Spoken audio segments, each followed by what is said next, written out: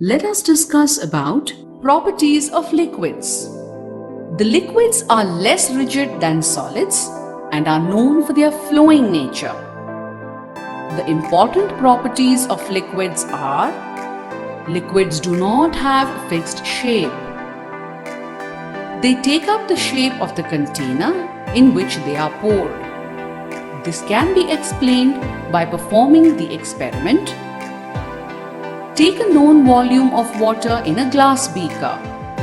Then transfer water into a conical flask and finally into a round-bottomed flask. If we look at these flasks, we observe that the water has acquired the shape of all the three containers. From this experiment, we can conclude that liquids have no shape of their own. They take the shape of the container in which they are poured. Liquids have definite volume. Liquids do not have a fixed shape, but they have a definite volume. This can be shown by performing the experiment.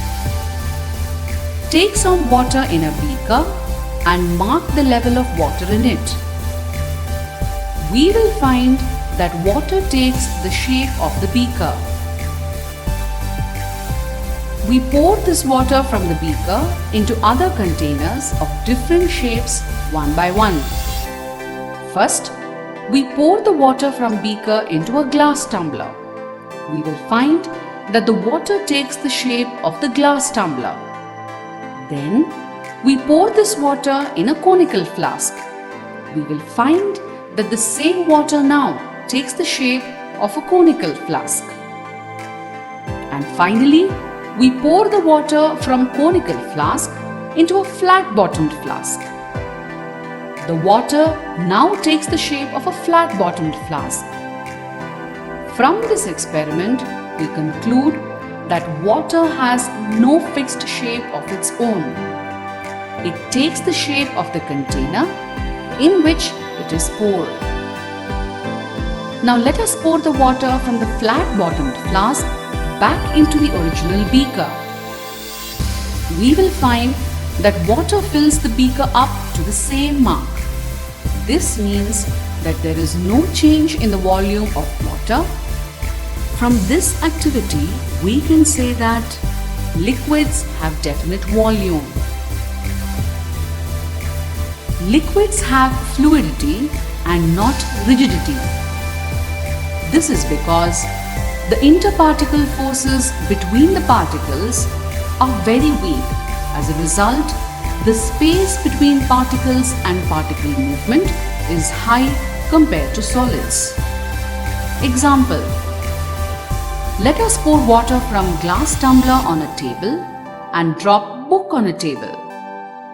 We will observe that water flows further on a table, but book doesn't flow. This shows that water, which is a liquid, have flowing nature and book, which is a solid, doesn't flow. Liquids differ in their flowing nature. This can be shown by the activity. Allow water and honey to flow. Water flows at a faster rate than honey. This is because the particles present in the honey are dense and sticky. This combination makes the particles difficult to move. So honey flows slowly than water. From this activity, we can say that liquids have fluidity and not rigidity. The kinetic energy of the particles in the liquid state is more than in the solid state. As the interparticle forces of attraction are weaker, the particles in the liquid have more space compared to solids. From this, we can conclude that the kinetic energy of the particles in the liquid state of a substance is more than in solid state. Particles in the liquid state can easily diffuse. For example, water and milk are both liquids.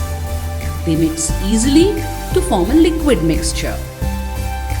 This is because the space between the particles in liquid is more, which enables diffusion and helps in intermixing of certain liquids.